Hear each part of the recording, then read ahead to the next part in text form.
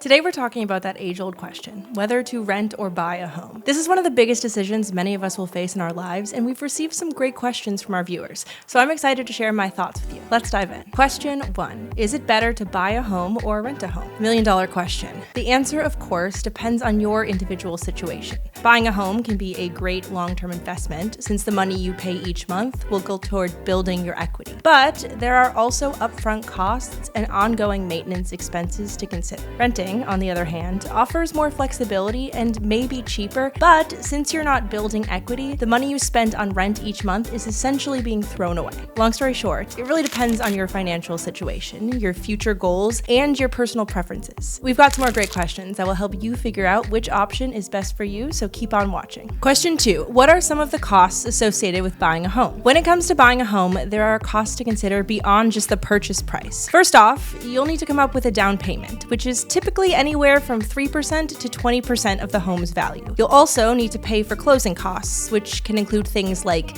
appraisal fees, attorney fees, and title insurance. And once you're officially a homeowner, you'll need to budget for ongoing maintenance and repairs, which could add up over time. But once again, you'll be building equity as home values increase or as you make updates to your home, so that could more than offset those costs in the long run. Question 3. What are some of the benefits of renting? Renting can offer a lot of advantages, especially if you're not ready to commit to a long-term investment like buying a home. For one, you have more flexibility. You can move more easily if you need to, and you also don't have to worry about maintenance and repairs. That's a landlord's responsibility. And depending on where you live, renting could be more affordable than buying, at least in the short term. Question 4. What are some of the drawbacks to renting? There are some downsides to renting as well. For one, you're not building equity, so you're essentially throwing money away on rent every month. You also have less control over your living space. Since you can't make major changes without the landlord's permission, you may not be able to paint walls, update your kitchen, or make changes to the layout of your home. And unlike a mortgage payment, rent prices can sometimes be unpredictable and subject to sudden increases. Question 5. Should I buy a home even if I don't plan to stay in one place for very long? This is a tricky one. Generally speaking, if you're not planning to stay in one place for more than a few years, it might not make sense to buy a home. That's because it can take a few years for the value of the home to appreciate enough to offset the upfront costs of buying.